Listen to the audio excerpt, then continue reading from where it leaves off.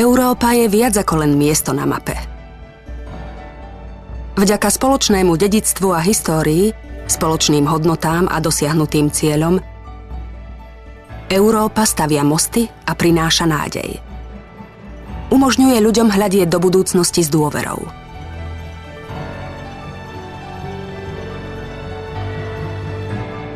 Európa má aj spoločné peniaze. Euro, našu menu.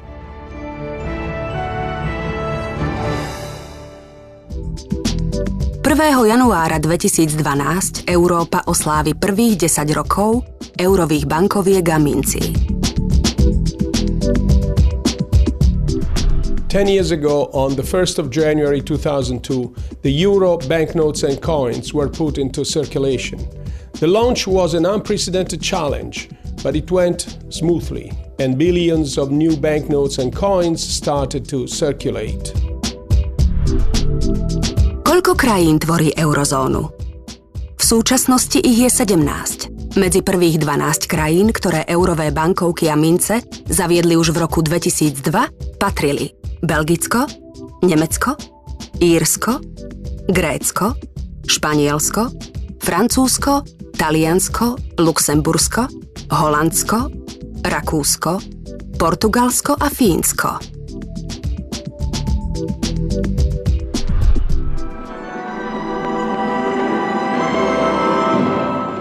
Niektorí ľudia na svoje prvé eurové bankovky čakali pri bankomatoch už o polnoci.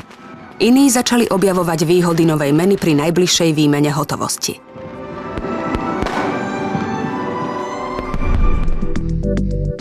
Veľkou výhodou je, že pri cestovaní v rámci eurozóny už nie je potrebné vymieňať si peniaze. Bez ohľadu na to, v ktorej krajine boli vydané, eurové bankovky a mince platia vo všetkých krajinách eurozóny.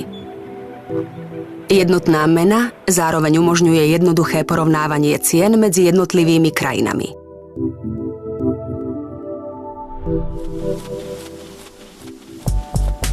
Prechod na hotovostné euro v roku 2002 predstavoval jednu z najväčších logistických akcií, aké sa kedy v Európe uskutočnili. Na výmenu peňazí bolo vyrobených 14,9 miliárd bankoviek. Ak by sa poukladali vedľa seba, ich celková dĺžka by dosahovala asi 5-násobok vzdialenosti medzi Zemou a Mesiacom, alebo by dokázali pokryť 15 000 futbalových ihrísk. Čo sa týka mincí, na výrobu 52 miliárd mincí bolo potrebných 250 000 tón kovu.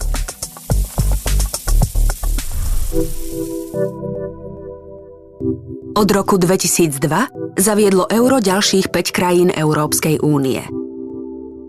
Slovinsko 1. januára 2007, Cyprus a Malta 1. januára 2008, Slovensko 1. januára 2009 a Estónsko 1. januára 2011. Eurozónu teda v súčasnosti tvorí 17 krajín. Over the past decade, the single currency has become a symbol of integration and cooperation, and the euro banknotes and coins have become part of our daily lives.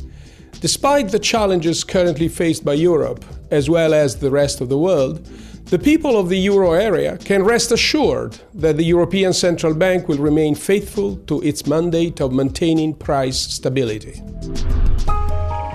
10. výročím eurových bankoviek a mincí sa zároveň končí obdobie, počas ktorého je možná výmena pôvodných národných bankoviek vo Fínsku, Francúzsku, Grécku a Taliansku. Takže ak vám ešte nejaké zostali, mali by ste si ich vymeniť do 17. februára 2012 v Banque de France, 28. februára v Banca d'Italia, 29. februára v Bank of Finland a 1. marca v Bank of Greece. Podobne ako iné medzinárodné meny, sa aj euro stalo terčom falšovateľov peňazí. V obehu je však viac ako 14 miliárd pravých eurových bankoviek, preto je šanca natrafiť na falzifikát veľmi malá. Vďaka ochranným prvkom je falšovanie eurových bankoviek zložité. Ľudia, ktorí pracujú s hotovosťou, sú vyškolení odborníkmi eurosystému, aby vedeli rozoznať falošné bankovky. ECB a národné centrálne banky eurosystému sa snažia udržiavať krok s najnovším technologickým vývojom s cieľom zabezpečiť veľmi vysokú kvalitu eurových bankoviek.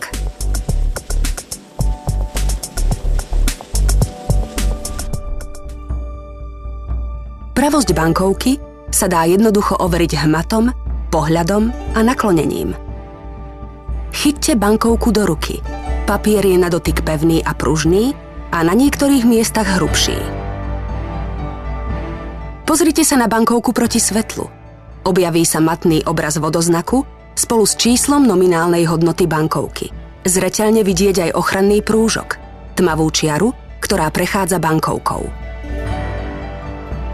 Pri nakláňaní bankovky sa striedavo mení motív hologramu.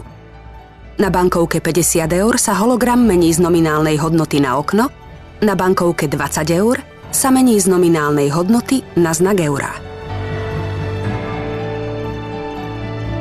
Eura našej meny.